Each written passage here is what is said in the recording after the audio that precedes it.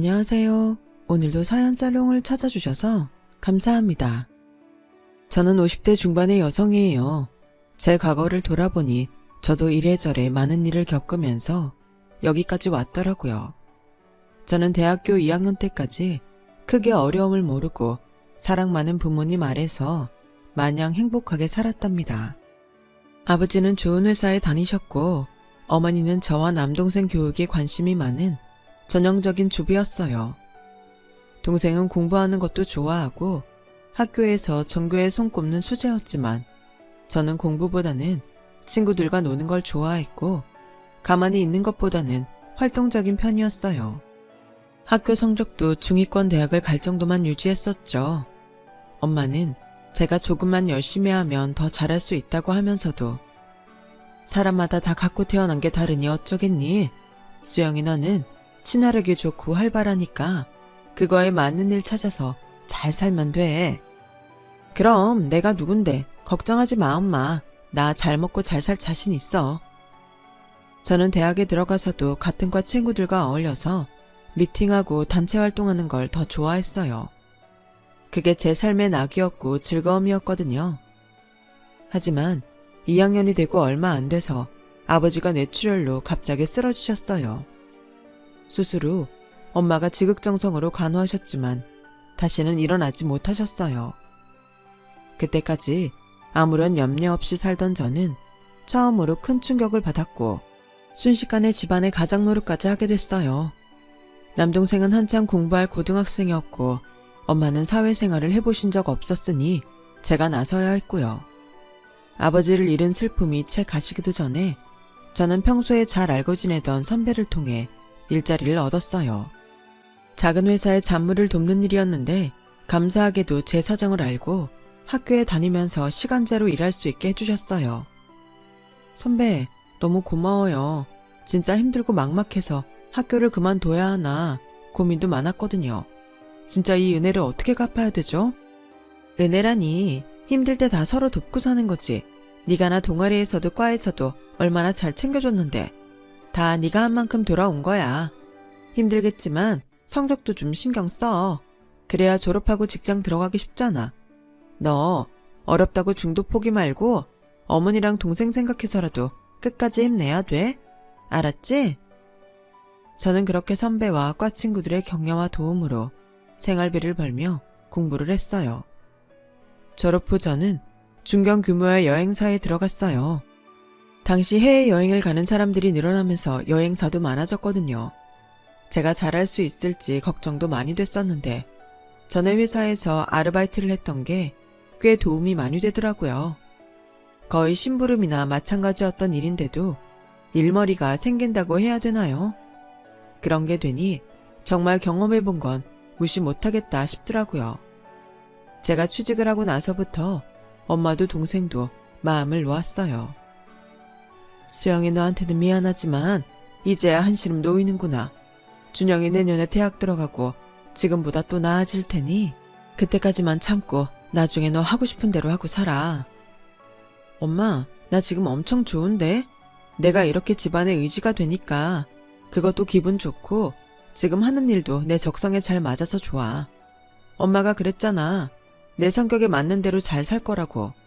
나 지금 그러고 있어.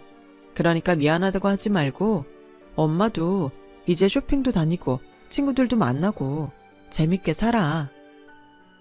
엄마는 아빠가 돌아가신 다음부터 저희도 모르게 마트에 나가서 아르바이트도 하시고 엄청 절약하며 사셨어요. 그러면서도 항상 저와 동생의 건강과 미래만 걱정하셨죠. 엄마의 마음을 알고 있던 저는 짠하고 속상했지만 티내지 않고 더 밝고 씩씩하게 생활했어요. 안 그러면 엄마가 또 걱정만 하실 테니까요. 회사가 제 적성에 맞는다는 건 사실이었어요. 저는 여행 상품 기획을 맡아서 전국뿐 아니라 해외도 꽤 출장을 갔고 거기서 사람들을 만나고 여기저기 다니는 게 재밌었거든요. 물론 일이니까 힘들 때도 있고 스트레스도 받았지만 제가 만든 스케줄대로 많은 사람들이 관광지에 와서 좋은 시간을 보낸다고 생각하면 그렇게 좋을 수가 없었어요.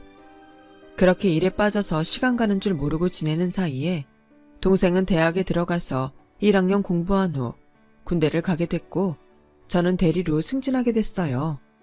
김 대리는 일만 할 거야. 이제 남자 만나서 연애도 하고 결혼 준비도 슬슬 해야지. 차장님, 그런 말씀 하실 거면 남자부터 소개시켜 주고 하세요.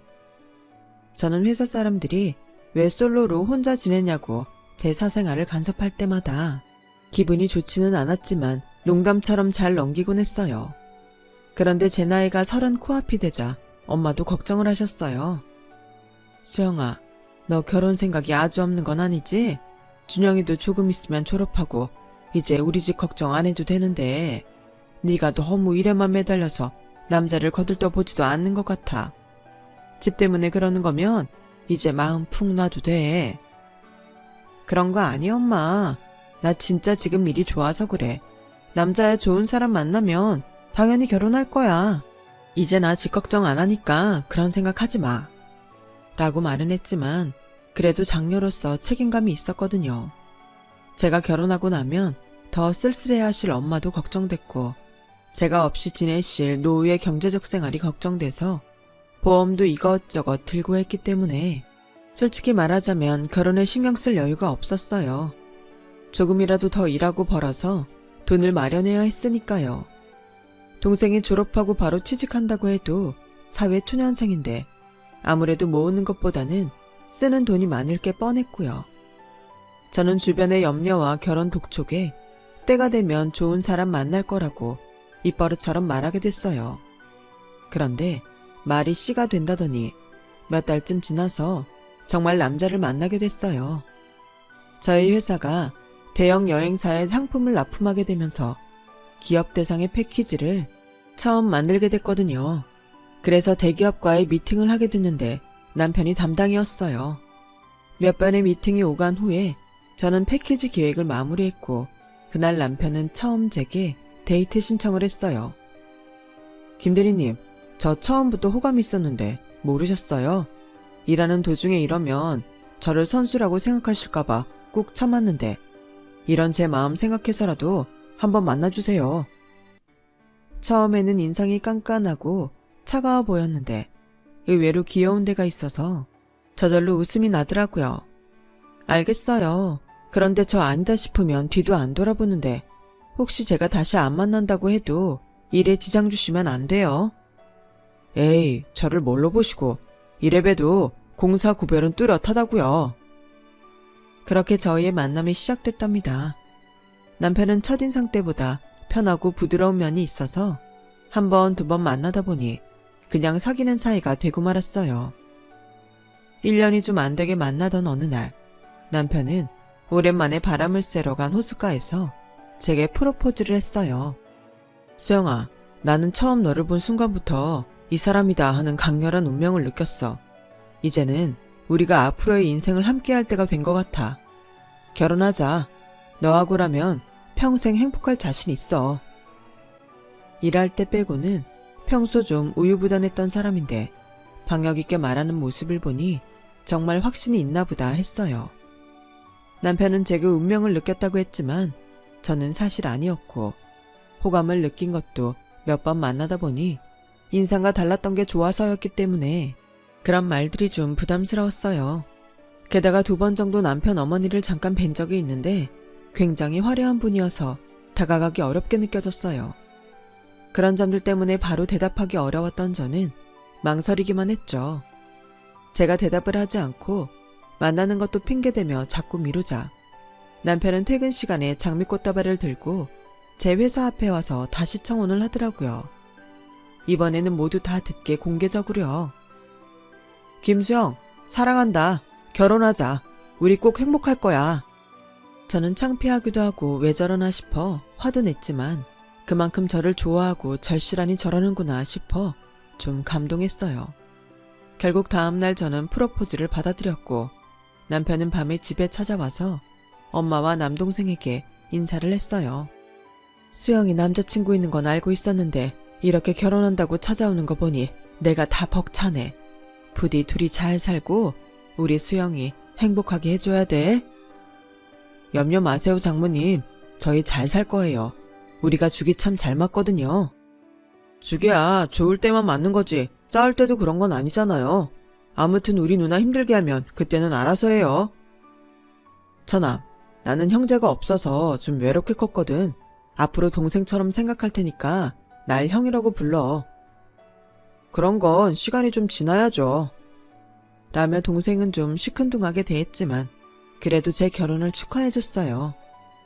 저희는 결혼식장 예약이 가장 빠른 날짜를 잡고 초고속으로 준비를 해서 결혼을 했어요. 정말 정신없이 시간이 지나가서 뭘 어떻게 했는지 지금도 거의 기억나는 게 없을 정도였어요. 이제 와서 돌이켜보면 그때 차근차근 준비했더라면 시어머니나 남편에 대해 더 잘 알 수 있었을 거고, 그러면 제 인생이 바뀌었을지도 모른다는 생각이 들기도 해요. 결혼하고 보니 제가 시집살이를 해야 될 사람이 시어머니 말고도 또 있었어요. 남편도 아버지가 일찍 돌아가셔서 홀어머니라 친정엄마처럼 잘 보살펴 드려야겠다고 마음먹었거든요. 그런데 남편의 이모, 그러니까 시어머니 여동생이 꼭 같이 따라붙더라고요. 오히려 간섭이 더 심할 지경이었어요. 얘, 너는 눈이 어디 달렸길래 이런 그릇을 골랐니? 이거 백화점에서 파는 건 맞아? 어디 도매상에서 산 거 아니야? 넌 젊은 애가 센스 없게 식탁이랑 소파를 이런 걸 들여놨니? 물건 보는 눈이 없어도 너무 없네. 라며 주말마다 몰려와서 시이모가 잔소리를 하고 나면 시어머니가 우리 친구들 만나러 가게 용돈 좀 줘. 명색이 며느리 본 사람이 시시한 턱을 낼 순 없잖아. 알아서 우리 얼굴 먹칠 안 할 만큼 줘야 된다. 이런 식으로 한 달도 넘게 계속 저의 자존심을 짓밟으며 돈을 타갔고, 처음에는 좋게 넘어갔던 저도 결국 터지고 말았어요. 어머니 이제 그만하실 때도 되지 않았어? 우리가 용돈 드리기로 한 게 있는데 자꾸 따로 달라고 하시면 생활비에서 나갈 수밖에 없잖아. 당신은 왜 가만히 보고만 있어? 갑자기 왜 이렇게 화를 내? 깜짝 놀랐잖아. 엄마랑 이모가 관심이 좀 많긴 하셔. 내가 돈 얘기는 해볼게. 라며 제가 화낸 것만 기분 나빠하더라고요. 기가 막히긴 했지만 일단 지켜보기로 했어요. 하지만 그 후에도 시어머니와 시이모는 아무 때나 집에 들이닥쳤고 올 때마다 용돈을 타갔어요. 심지어 제 화장품 중에 새 거가 있으면 그것도 가져갔고요. 남편과는 계속 싸우게 됐어요. 엄마랑 이모를 놔둬러 어쩌라는 거야. 내가 묶어놓고 당신한테 오지 말라고 해. 그리고 당신 너무 무섭다. 원래 이런 사람인데 그동안 가면 쓴 건가? 솔직히 내가 중간에 끼어서 이게 뭔가 싶네. 이러려고 결혼한 게 아닌데. 누가 할 소린지 모르겠네. 뭐? 우리가 행복할 거라고? 잘 살 수 있다고? 이게 신혼이야. 시이모는 볼 때마다 트집 잡고 시어머니는 돈 달라고 하는데 어떤 사람이 화를 안 내? 생활비가 모자라도 돈을 드리라는 당신이 이상해. 아, 몰라. 나한테 더 이상 이러지 마. 나도 힘들다니까. 정말 말이 통하지 않았어요. 결혼 한 달 만에 저는 잘못된 결정을 했다고 엄청난 후회를 하고 말았죠. 그렇다고 이혼을 하자니 선뜻 내키지 않았어요. 그때는 이혼녀 딱지가 붙는 게 두려웠거든요. 어떻게든 참고 살 생각만 하며 하루하루 버티다가 아이를 유산하고 말았어요.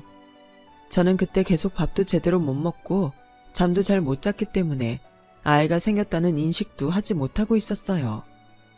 회사에 갔다 왔는데 유난히 몸이 무겁고 걸음이 안 걸어지더라고요. 그런데 집에 떡하니 시어머니와 시이모가 와 있더군요. 너는 회사 갔다가 어디 쇼핑이라도 하고 오니? 왜 이리 늦어? 일찍 다녀야지. 뭔 회사 일 지 혼자 다 아는 줄 알겠다. 야, 제가 회사만 갔다 오는지 네 말대로 쇼핑을 하는지 어디서 놀다 오는지 알게 뭐니?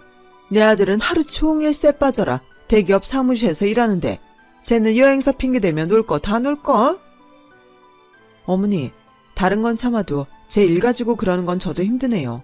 저도 제 일에 자부심 있어요. 그 사람 일은 그런 식으로 말씀 안 하시잖아요. 야, 까놓고 말해서 걔랑 너랑 같니? 걔는 대기업에 제대로 된 사무실에서 일하는 애고 너는 막말로 이름도 없는 여행사 직원 나부랭이잖아. 봉잡은 주제에 어디다 대고 내 아들하고 비교질이야. 그때는 갑자기 배가 아픈가 싶더니 말로 할 수 없는 통증이 밀려왔어요. 저는 더 이상 말도 못하고 그 자리에 쓰러져 배를 부둥켜 안고 있는데 두 사람이 제 지갑을 열고 돈을 빼가더라고요. 어머니, 저 구급차 좀 불러주세요. 야, 엄살 떨지 말고 우리 아들 오면 챙겨 먹을 거나 해. 우리 간다. 저는 결국 하혈하다가 혼자 119에 연락을 해서 병원 응급실에 가게 됐어요. 남편은 모든 처치가 끝나고 제가 입원실에 간 후에 병원에 왔더군요. 그런 남편을 동생이 보자마자 한 대 쳤다고 하더라고요. 당신 집안 의외로 다혈질인가 봐. 당신도 그래서 화가 많나? 어떻게 사람한테 주먹질을 할 생각을 하지? 우리 이혼하자. 제 말에 남편은 놀라서 잠시 아무 말도 못하더라고요. 아니, 아무리 화가 난다고 해도 그렇지 이혼이라는 말을 그렇게 쉽게 꺼내? 이성적으로 차분히 생각해야지. 사람이 왜 그래? 그러니까 이혼하자고. 당신 어머니나 이모가 어땠는지 생각도 안 하고 무조건 나나 우리 집안이 어쩌고 저쩌고 하는 소리도 듣기 싫고 당신이 우리 집 오지 말아라. 과한 용돈 요구하지 말아라. 그런 말도 제대로 못하는 것도 싫어. 무엇보다 이런 상태로 평생 살 자신이 없어. 내가 왜 이렇게 실려와야 했는지, 당신 어머니가 아파서 쓰러진 나를 두고 뭐라고 했는지 다 듣고도 이러는 거면 나는 희망이 없어. 당신한테 연락한 지가 언젠데 이제 와놓고 자기 맞은 것만 분한 거잖아. 그런 사람을 믿고 내가 어떻게 살아? 제 단호함에 놀란 남편은 놀라서 멍하니 보더니 저를 붙잡고 사정하더군요. 수영아, 이러지 마. 나도 엄마랑 이모가 지나친 거 알아. 근데 내가 말해도 안 되는 거 어떡해. 내가 좀 더 당신한테 신경 쓸게. 그리고 당신이 기분 나빠하는 말은 하지 않을게. 한 번만 참아. 응? 앞으로 정말 이런 일 없을 거야. 나 당신 없으면 안 돼. 잘 알잖아. 저는 그 말에 또 한 번 넘어가고 말았어요. 저렇게까지 미안하다고 사정하는데 앞으로는 잘하겠지. 그런 마음이 있었죠. 그 후 시어머니와 시이모가 좀 달라지기는 했어요. 전처럼 아무 때나 찾아와서 잔소리를 늘어놓지 않았고 용돈도 저희가 매달 계좌로 보내드리는 것만 받았어요. 친정엄마가 전보다 더 자주 저희 집에 와서 저를 챙기셨기 때문에 눈치를 보는 것도 있었죠. 하지만 그것도 오래가지 못했어요. 제 버릇 걔 못 준다고 몇 달 지나고 나니 예전으로 돌아가더라고요. 하루는 제가 미팅이 취소돼서 일찍 퇴근을 하고 집에 왔더니 주차장에 시어머니 차가 있더라고요. 엄마도 온다고 하셨기 때문에 세 분이 같이 있나 보다 하고 집에 들어갔는데 현관문이 열려있고 시어머니 목소리가 들렸어요. 하유, 늦바람이 무섭다더니 사부인 아주 정신이 나가셨네. 엄마는 얼마 전 친구분 소개로 사별한 남자분을 만나고 계셨어요. 싫다는 엄마를 저와 동생이 만나보라며 막 밀었어요. 엄마, 좋은 사람 만나서 행복한 노년 보내. 우리 걱정만 하면서 살지 말고. 누나 말대로 해. 좋은 사람이면 만나는 거 찬성이야. 제가 시어머니나 시이모한테 그런 얘기를 한 적이 없는데 두 사람이 알고 있는 걸 보면 남편이 한 것 같았어요. 이런 촌스러운 목걸이를 요새 누가 해? 이제 보니 새애기 안목이 사부인 쏙 빼다 박았네. 어째 그리 모녀가 쌍으로 시골스럽지? 저기요, 우리 언니 말 흘려듣지 말고 똑바로 서서 들으세요. 그리고 오늘 바닥 닦았어요. 여기 끈적거리는데. 저는 더 이상 들어줄 수가 없어서 현관문을 쾅 닫으며 들어왔어요. 지금 뭐들 하시는 거예요? 엄마가 왜 우리 집 바닥을 닦아요? 주말도 아닌데 주인도 없는 집 와서 누구한테 막말이에요. 엄마, 저런 말을 그냥 듣고만 있으면 어떡해. 뭐라고 해야지. 어머 얘, 너 어른들한테 그게 무슨 말버릇이니? 사부인, 제하는 거 봤죠? 도대체 집에서 교육을 어떻게 시키면 집에 온 시댁 어른들을 보고 주인 없는 집소리를 하고 이렇게 큰 소리를 냅니까? 아니면 애가 원래 글러먹은 거예요? 라며 시어머니가 나를 인신공격하자 가만히 있던 엄마가 우리 애가 뭐 틀린 말 했습니까? 아무리 들어도 맞는 말인데요. 제가 안 왔으면 두 분이서 거실 난장판 만들고 화투나 치면서 애 복장 다 뒤집었을 텐데 그게 안 돼서 기분이 나쁘셨나요? 얘 말 들으니 오늘 오시기로 한 날도 아니고 이서방이 집 열쇠를 준 모양인데 아무리 시댁 어른들이라도 이 집 주인은 우리 수영이하고 이서방이지 사부인은 아니죠. 우리 애는 틀린 말은 안 하는 애예요. 그리고 잘못된 게 있으면 바로잡는 게 맞지. 무조건 예의해야 돼요. 지금이 조선시대도 아닌데. 어머, 진짜 기가 막히네. 아니, 다 큰 자식들 놔두고 바람나서 늑다리 만나며 히히덕대면서 누구한테 설교해요, 설교가. 천박한 여편네 주제에. 이모님, 말씀이 지나치시네요. 그리고 그렇게 촌스럽다, 천박하다 하시면서 왜 제 목걸이하고 반지는 끼고 계시는 건데요? 이리 돌려주세요. 야야, 너 다 갖고 가. 네가 준다고 해도 이딴 거 100개도 안 가져. 라더니 목걸이와 반지를 빼서 제 얼굴에 집어 던졌어요. 그 난리를 치는데 남편이 오자 시어머니와 시이모는 약속이라도 한 듯 그 자리에 주저앉아서 펑펑 울며 땅을 치더군요. 세상에, 모녀가 쌍으로 우리를 거지 취급하고 주인 없는 집에 왔다며 도둑보듯 하질 않나. 성우가, 나 너무 힘들다. 정말 나도 지겨워서 못 살겠다. 당신도 그렇고 장모님도 좀 너그럽게 대해주시면 안 돼요. 그 말에 너무 열이 받은 제가 화를 내려는데 엄마가 호통을 치셨어요. 안 되겠네. 도대체 누가 누구 보고 지겹다고 하는 건가? 자네는 이런 게 자네가 말한 행복한 삶이야? 내 딸 데려다가 자네 엄마랑 이모 변덕이나 받아주게 만들어? 그래놓고 수영이 탓을 해? 가자, 수영아. 이런 것들 다시는 상종도 하지 마라. 나 참 적반하장도 유분수지? 볼 것도 없는 집안 딸 받아줬다가 별 희한한 꼴을 다 본다. 성우가 내가 뭘 했어? 가진 것도 없고 별 볼 일 없이 사는 거랑 엮이지 말랬지? 이거 봐. 좋은 끝이 없잖아. 엄마는 시댁 식구들이 길길이 뛰는 사이에 차곡차곡 짐을 챙기시더니 제 손을 붙잡아 저를 데리고 나오셨어요. 다음날 제가 남편에게 이혼 얘기를 했더니 그 사람은 다시 시무룩해져서 좀 더 생각해보자고 하더군요. 내가 전에 뭘 했어. 다시 이런 일 있으면 안 산다고 했잖아. 그런데 당신도 시어머니 시이모도 다 안 변해. 절망적이야. 그래도 좀 더 생각할 시간을 갖자. 저희는 잠시 따로 지내기로 했어요. 희한하게도 별거를 시작하면서부터 회사 일이 잘 풀리기 시작하더군요. 제가 원했던 대형 여행사 해외팀으로 옮기게 됐거든요. 전부터 가고 싶었던 곳인데 마침 경력직 채용 공고가 났고 면접에서 저를 좋게 봤다며 합격 통보를 알려왔어요. 그래도 살 길이 다 열리는구나 싶어 저는 감사한 마음으로 회사를 옮기고 다시 일에 빠져서 열심히 살았어요.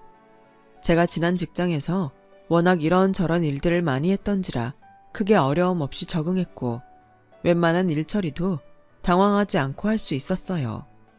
회사에서도 저를 좋게 봤고 이직하고 1년이 채 안 돼서 승진을 하게 됐어요. 이제 김 차장이라고 해야겠네. 이거 이번에 직원들 가족여행 가라고 나온 거야. 제일 좋은 거 먼저 주는 거니까 앞으로도 열심히 해. 감사합니다, 대표님. 최선을 다하겠습니다.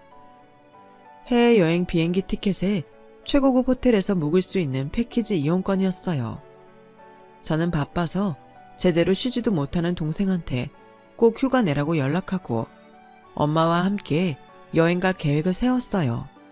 그런데 갑자기 남편한테서 연락이 오더니 만나자고 하더군요. 목소리가 어째 심각해서 무슨 일이 있나 싶어 어쩔 수 없이 만났죠. 급하게 필요해서 그러는데 돈 좀 마련해줘. 어디 맡겨놨어? 급하다고 하면 내가 돈을 줘야 돼? 우리 아직 부부잖아. 너무 이러지 말라고. 사람이 사정을 하면 좀 들어줘야지. 됐어. 난 그럴 필요를 못 느끼겠어. 그리고 말이 나왔으니까 말인데 이제 이혼하자. 나는 다시 당신하고 살 마음 없거든. 이혼이라는 말 쉽게 하지 말고 이렇게 부탁할게. 진짜 필요해서 그래. 그럼 무슨 일 때문인데 받을 수 있을지 모를 돈을 빌려달라는데 이유는 알아야 될 거 아니야. 됐다. 넌 진짜 이기적이야. 라며 남편은 끝까지 말을 안 하고 돌아갔어요. 그리고 저희 가족이 여행 가기 하루 전에 갑자기 경찰서에서 전화가 왔어요. 시어머니와 시이모가 저와 엄마를 찾는다는 거였어요. 그분들이 시어머니 시이모님은 맞는데 저희랑 지금 왕래가 없거든요. 왜 우리를 찾는지 모르겠네요. 이분들이 부동산 사기로 돈을 떼먹고 돌려주지 않아서 피해자들이 고소장하고 진정서를 접수했어요. 저희는 그런 일하고 관계 전혀 없어요. 근데 왜 저희를 찾는데요? 그쪽에서 돈을 해결해 줄 거라고 하는데요. 정말 어이가 없고 기가 막히더군요. 남편은 그 돈을 해달라고 저한테 온 거였어요.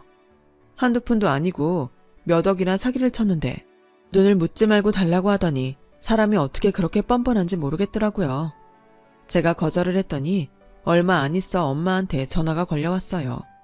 엄마가 만나는 남자분이었는데 시어머니와 시이모가 그분 이름을 댔다며 엄마한테 확인 전화를 한 거였어요.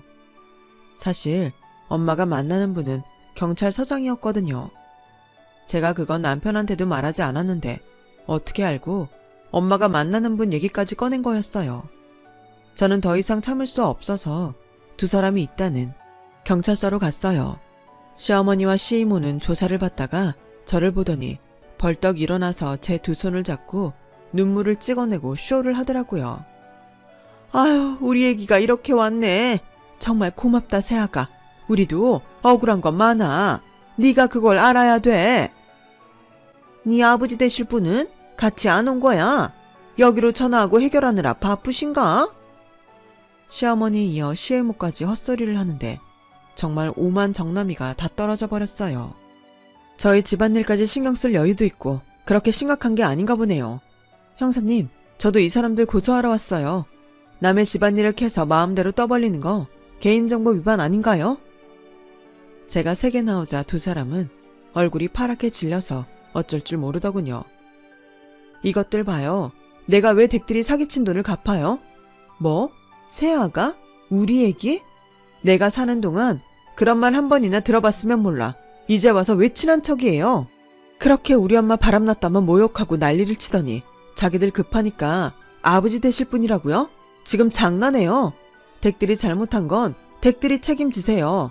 한 번만 더 전화하거나 우리 엄마랑 그분 끌어들이면 그때는 진짜 가만히 안 있을 거니까 그렇게 아세요. 시어머니와 시이모는 급했는지 제 옷자락을 붙잡고 무릎까지 꿇으면서 빌기 시작했어요. 얘 정말 미안하다. 내가 이렇게 빌게. 지나간 일 다시 곱씹어봤자 아니겠니? 다 잊고 우리 앞으로는 잘 지내보자. 한 번만 우리 도와줘. 그래, 나도 이제 더는 니네 사는 거 간섭 안 할게. 니네 시어머니가 이렇게까지 부탁하잖니. 너 아직 우리 집 며느리야. 우리 가족이잖아. 웃기시네요. 누가 누구랑 가족이에요? 미쳤어요. 저 당장 변호사 선임해서 이혼 서류 보낼 거니까 그 사람 보고도 그렇게 알고 있으라고 하세요. 알고 보니 남편은 일을 잘 못해서 회사에서 한가한 부서로 밀려났고 월급도 깎였다고 하더군요. 그래서 결혼한 사람한테 나오는 지원금을 타려고 저하고 이혼을 안 하려고 버텼던 거였어요. 게다가 제가 더 돈을 많이 버니 그걸로 생활을 하려고 했던 거였고요. 저는 몇 번이고 미안하다며 싹싹 비는 시어머니와 시이모를 형사한테 제대로 처벌해달라고 신신당부하고 돌아왔어요. 그리고 가족여행을 갔다 와서 바로 변호사를 선임해 남편한테 이혼 서류를 보냈죠. 남편은 이혼 못하겠다고 난리쳤지만 결국 소송에서 제가 이기는 바람에 더 궁지에 몰리게 됐다더라고요. 하지만 저는 그 사람이 아무리 제 앞에서 불쌍한 척을 해도 더는 아무 감정도 느낄 수 없었어요. 결혼 전 저와 사귈 때 보여준 태도와 말과는 너무나 다른 모습이었던 남편과 더는 마주치고 싶지 않았어요. 결국 시어머니와 시이모는 이전에 사기쳤던 것까지 드러나서 징역 2년이라는 비교적 센 형량을 받았다고 하더군요. 남편도 회사에서 쫓겨나 다른 데 취직도 못하고 여기저기 전전하다가 지방 어디로 갔다는 소식만 들었어요. 지금은 어디서 어떻게 사는지 알지도 못하고요. 엄마는 경찰서장이셨던 그분과 재혼을 하셔서 지금은 경기도에서 행복한 노후를 보내고 계신답니다. 저도 재혼을 해서 예쁜 딸아이를 둔 엄마가 됐고요. 다시는 결혼 안 한다고 했는데 정말 착하고 좋은 사람을 만나서 이제야말로 평범한 결혼 생활을 하고 있어요.